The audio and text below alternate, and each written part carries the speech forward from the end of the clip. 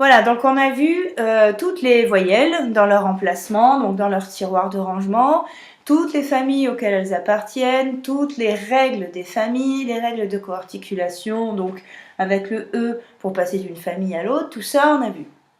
Maintenant, on va pouvoir travailler justement, faire des vocalises sur ces fameuses voyelles dans un exercice que j'ai découpé de la sorte, donc note piquée et note liée. Donc une note piquée, c'est une note sèche, voilà, et liée, ça correspond à une phrase. Donc, j'ai mis pour exemple Help des Beatles. Si vous écoutez bien le découpage du texte, on a le Help qui est projeté, donc piqué, Help, et juste après une phrase liée, I need somebody.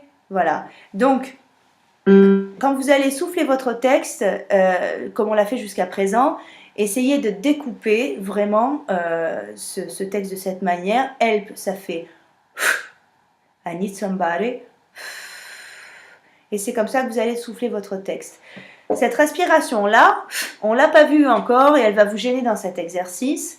Donc on va la voir. C'est une respiration de voix projetée qui va nous aider sur plein de domaines, c'est-à-dire qu'elle va nous permettre de voler de l'air à des endroits où on n'en a plus.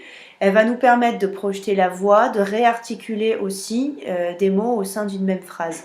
Donc, voilà comment ça se travaille. Je vais essayer de me mettre debout et de vous montrer. Le F correspond au son piqué, le F correspond au son, aux phrases en fait, tout simplement liées. Donc, ça se travaille comme ça. Donc voilà. Donc on va faire 3 F et 1 S. Ça correspond à une série de l'exercice.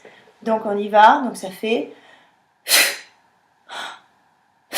comme si vous preniez un coup de poing, vraiment. Attention, quand vous faites cet exercice, faites-le assis, parce que ça provoque vraiment l'hyperventilation assez rapidement. Donc faites-le assis et mettez les mains derrière la chaise. Pour pas qu'on mette des tensions sur la colonne vertébrale, c'est important ça aussi. Et c'est vraiment le ventre. Hein. Ici, il n'y a pas de ou de vraiment pas. Même si l'image c'est de prendre un coup de poing, à aucun moment on s'effondre comme ça ou à aucun moment on résiste comme ça. C'est ça qui fait mal. Donc on va se mettre vraiment avec les mains derrière la chaise. Donc, on y va. Donc ça fait...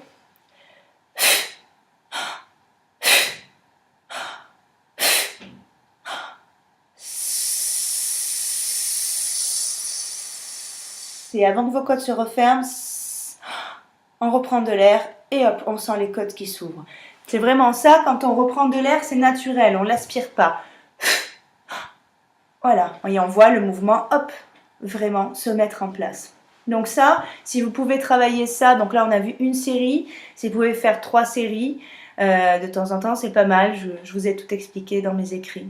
Voilà, c'est la respiration qu'il va vous falloir pour cet exercice. Donc, on va commencer par le souffler, parce que tous les exercices sont soufflés dans un premier temps, toujours pour la même chose, c'est-à-dire que ce sont des ordres qui se superposent. Donc, dans un premier temps, on a le matelas d'air, vraiment, qui va soutenir tout le son. La voix, c'est du souffle sonorisé, qu'elle soit parlée ou chantée, comme on l'a dit en début de l'ouvrage. Ensuite, on va avoir, là pour le coup, pas de vibration, mais on va pouvoir poser le son, on va pouvoir poser toutes les voyelles. Donc, ça va commencer par le moule respiratoire qui est découpé en fonction du son.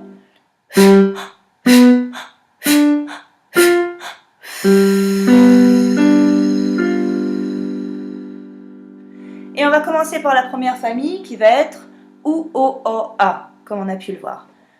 OU, O, A, OU, O, A. Et là, la voix, elle tremble, elle n'est pas bien à sa place. C'est ce que j'appelle à la fin de l'ouvrage les sons parasites. Il y en a beaucoup, je ne les ai pas tous recensés. Alors, pour éviter justement les coups de glotte, OU, O, et puis HO, ha, attention à ça aussi, si vous perdez tout votre air, vous n'en aurez plus pour finir votre phrase. Pour pouvoir permettre une bonne articulation, une co-articulation sur la voix liée, on va rajouter, et bien encore une fois, le E.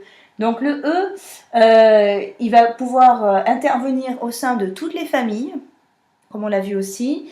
Il va aussi se loger entre 2 voyelles de familles différentes, on l'a vu sur my notamment. Et il va nous aider à projeter les sons. On l'a vu sur love, par exemple. Donc, c'est vraiment ça, c'est un joker puissant. Donc, c'est pareil, on va le rajouter là. Donc, au lieu de faire ou, o, a, on va rajouter des petits e et ça va être ou, o, a. Et vous allez voir qu'en voix liée, ce sera beaucoup plus facile. Donc, on y va sur les sons piqués. Ou, o, a. Et là, le son tient.